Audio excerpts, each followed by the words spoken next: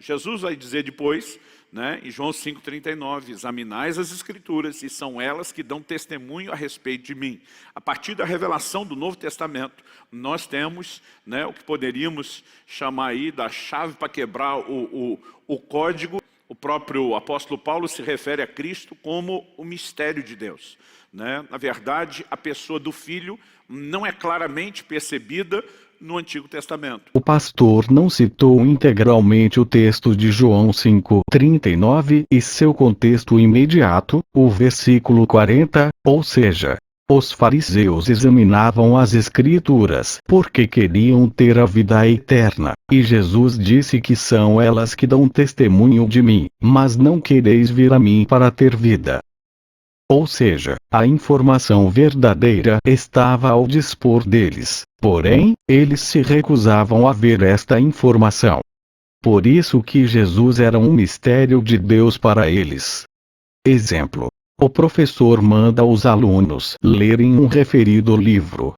Os alunos negligenciam e não leem. Depois, alegam que a matéria do professor é um mistério.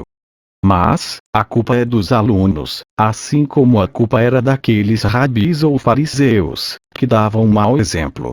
Portanto, a vinda de Jesus no primeiro século não era para ser nenhum mistério, pois as Escrituras hebraicas em poder dos judeus davam testemunho disso, pois no versículo 39, Jesus disse: são elas que dão testemunho de mim. Só que os rabis ou fariseus não queriam ir até Jesus para terem vida, igual a alunos que não leem o livro e depois dizem que o livro é mistério.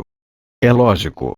Se não ler o livro, ou não prestar atenção no que o livro diz, o livro será um mistério. E o mesmo acontecia com aqueles rabis ou fariseus nos dias de Jesus, conforme João 5:39 e 40 nos mostra.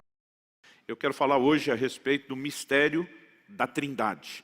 Então, em Mateus 28:19, são palavras do nosso Senhor Jesus, né, na chamada Grande Comissão.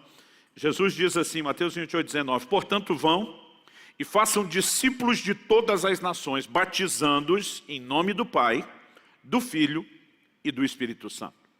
Vale ressaltar que a partir do Novo Testamento, que nós começamos a acessar, né, o grande volume de informações daquilo que a gente estabelece como a doutrina da Trindade. Observe que o pastor diz: a partir do Novo Testamento passamos a acessar o grande volume de assuntos sobre a Trindade. E começa com Mateus 28:19 que diz: batizai em nome do Pai, do Filho e do Espírito Santo. A palavra Espírito Santo é tradução da palavra grega agion pneu, matos, com letra minúscula, nos melhores manuscritos gregos do Novo Testamento.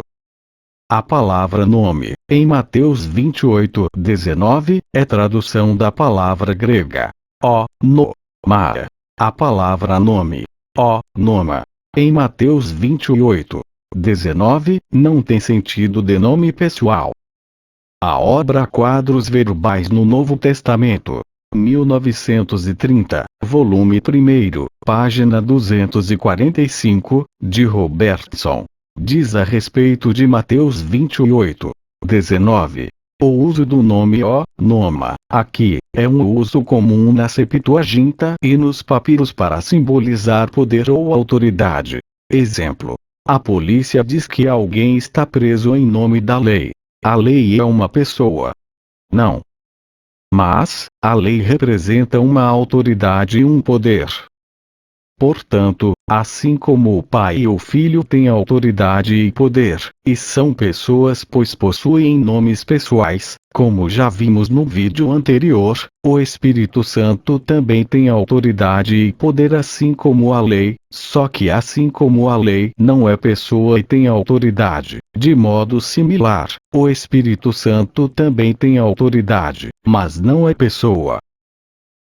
Portanto, para ser três deidades ou trindade, precisamos de três pessoas, e a palavra grega agion pneu, matos, não é pessoa, assim como lei não é pessoa.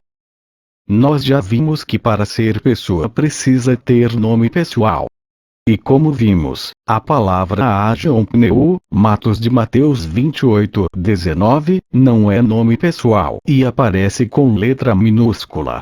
Portanto, a grande comissão de Mateus 28:19 significa os cristãos reconhecerem a autoridade dos três sujeitos envolvidos no texto de Mateus 28:19, e não está ensinando que são três pessoas iguais que fazem parte de um único Deus, assim como o texto de 1 Timóteo 5:21 mostra três sujeitos: Deus, Jesus e os anjos, e como sabemos, os anjos não fazem parte de uma trindade e nem são iguais ao Pai e nem iguais ao Filho em poder e sabedoria.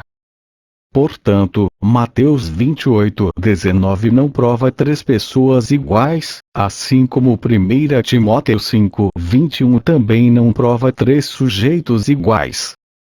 1 Timóteo 5:21, Bíblia na linguagem de hoje, diz: na presença de Deus, de Cristo Jesus e dos anjos, eu peço e insisto.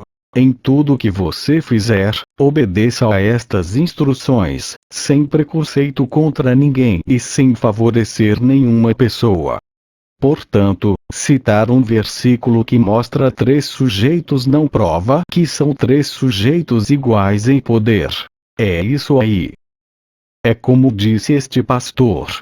Precisamos tomar cuidados com os enganadores com seus ensinos falsos. Uma maneira de nos proteger contra todo o engano